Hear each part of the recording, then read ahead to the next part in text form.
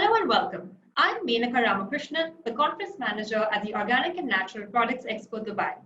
Today we are interviewing Alina Panicki from the European Union, who are key partners at the Expo. Currently covering the position of Head of Unit in the Organic Unit for the last 5 years, she has been Deputy Head of Unit of the same unit at the Directorate General for Agriculture and Rural Development. In her role, she has been particularly active in the finalization of the legislative reform of the organic sector, the fight to fraud in organics, and the promotion of European organic products in third countries. Prior to that, she has been working for several years as trade and market analyst in different departments of the Commission, having joined the European Commission in 2007. An Italian national, she is an agronomist by education and holds a PhD both from the Polytechnic University of Marche. Let's get started. So Elena, our first question to you today is, what has been the European Union's overarching approach on organic products? Well, organic production is a type of farming and food production system that contributes to the preservation of natural resources and applies high animal welfare and production standards. Its biggest benefit, it's very well known, is the maintenance of biodiversity. Organic production is a fast-growing sector in the EU due to the increased interest of consumers for organic products. Matching with demand, the EU organic area in the EU has increased by 70% in the last decade. The EU Action Plan, which is deemed to start in 2021 on organic production, currently under discussion, is suggesting to increase the utilized agricultural area for organic production in the EU from currently 8% to 25% by 2030. This is a very ambitious target that has been set by the Farm to Fork strategy currently under the Commission von der Leyen. And it's true that it's going to be a huge effort to get to this ambitious target, but it's important that all the member states and the stakeholders and partners really get much entailed into this objective. And due to this rapid expansion, the EU has passed a new legislation as a response to provide an effective legal framework for the industry. This legislation will come into application in 2022. That shows a huge interest of the whole European Union into organic farming. Thank you, Elena. So, what attributes differentiate organic products from others in the EU? Well, organic products are produced with the respect of higher environmental standards, imply the respect of natural resources, apply higher animal welfare standards, and make the use of natural substances as plant protection products and fertilizers. Organic products, although they look like the others, they enshrine a set of values and principles. And moreover, as I said, organic products protect biodiversity. Organic farming protects biodiversity. Consumers can easily recognize organic products, the certified organic products, because they have to be certified by third parties, as we will see later, because they carry out the EU Organic logo, better known as the Euroleaf.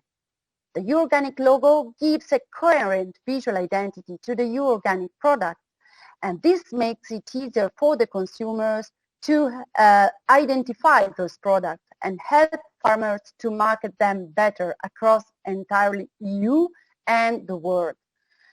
The organic logo can only be used, in fact, on products that have been certified as organic by an authorized control agency or body. This means that they have fulfilled strict conditions on how they must be produced, processed, transport, and store.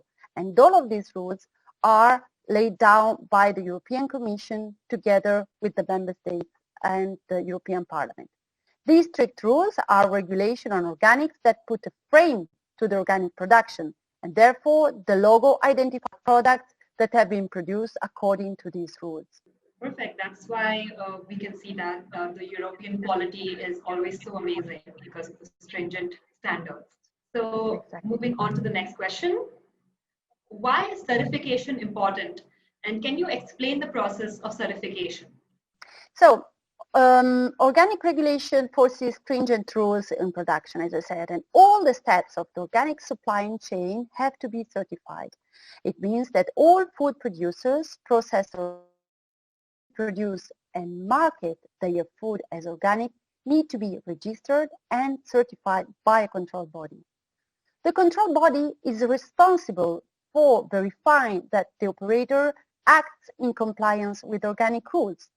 Once an operator is found compliant to the rules, it receives a certificate by this recognized control body confirming that it meets the EU requirement.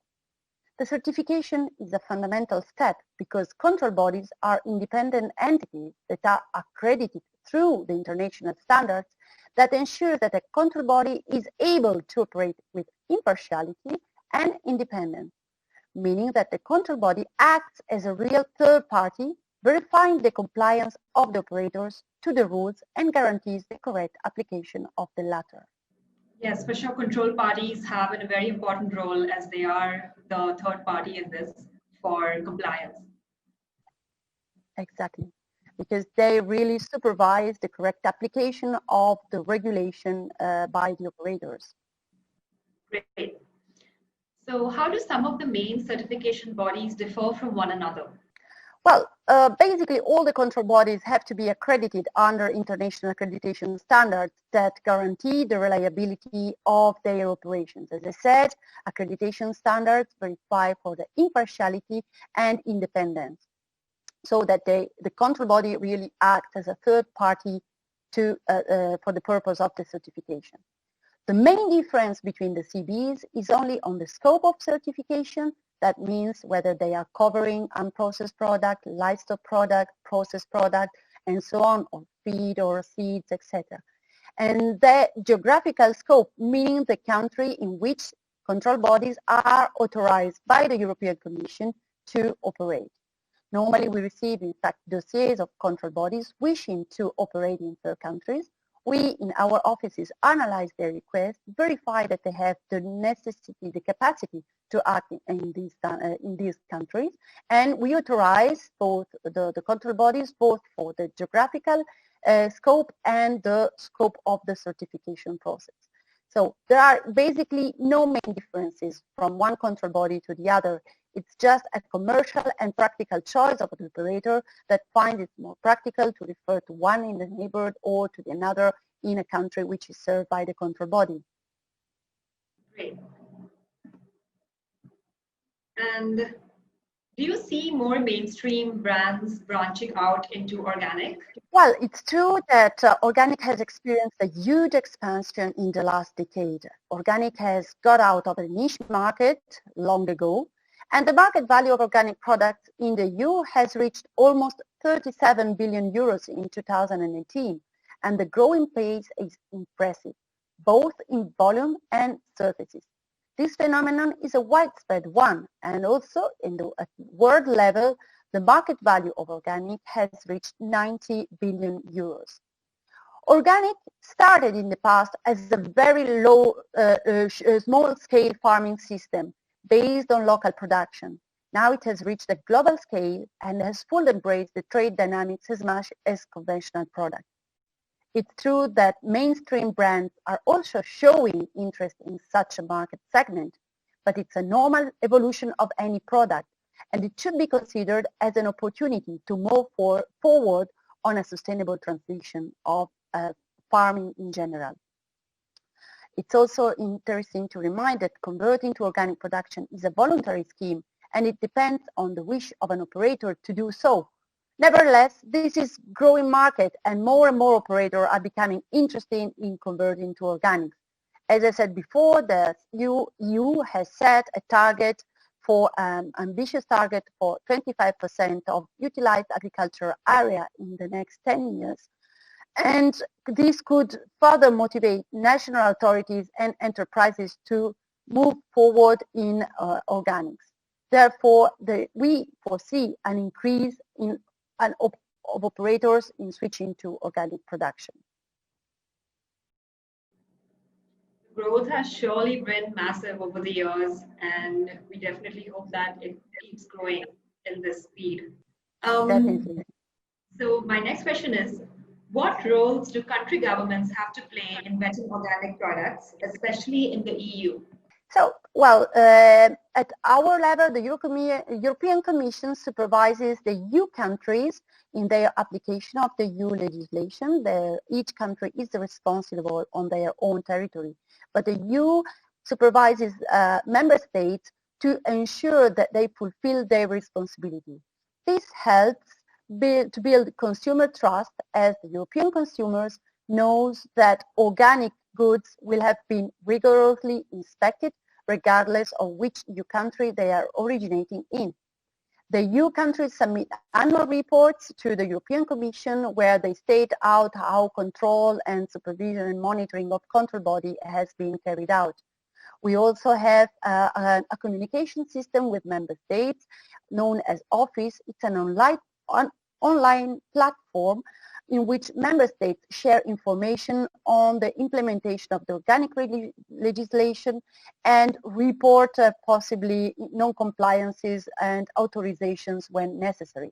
This information is then shared through member states in order to have a real flow of communication and to get everybody the same information.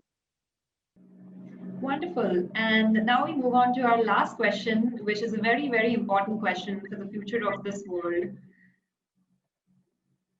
What is the future of organic products?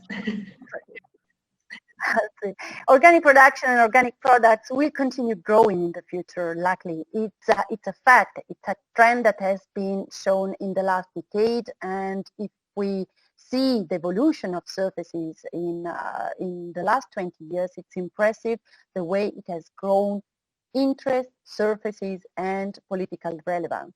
In the EU, there is still a substantial margin of increase of organics, in particular if we observe data on consumption. Organic represents still a low percentage in the total EU average grocery. We have in certain country peaks, like in Denmark, where 13% of the total grocery is organic, but I would say that this is our best example, because in other countries consumption is still lagging behind. Therefore, it's important to stimulate consumption that will really further stimulate the organic production and the marketability of organic products. If we observe this at worldwide, we see that an increasing of young population will also continue driving the increase of organics toward higher consumption level. Young population are in fact more concerned about the value behind the organic logos and are those mostly interested in organic because they have concerns also in sustainability and what is the real future for biodiversity. In Europe, as I have said, organics has acquired a new political importance, and this plan to reach 25% in the next decade will further boost organic production at EU level. And of course, this will trigger the same opportunities for the whole organic production. Wonderful. Thank you so much, Elena, for answering these questions in such a wonderful and insightful way. And I'm sure everyone listening has really learned a lot. And we look forward to your presence as the Organic and Natural Products Expo Dubai, as in the European Union's presence. And looking forward to the connections made between the Middle East and the European Union. So thank you very much. Thank you very much. Bye-bye.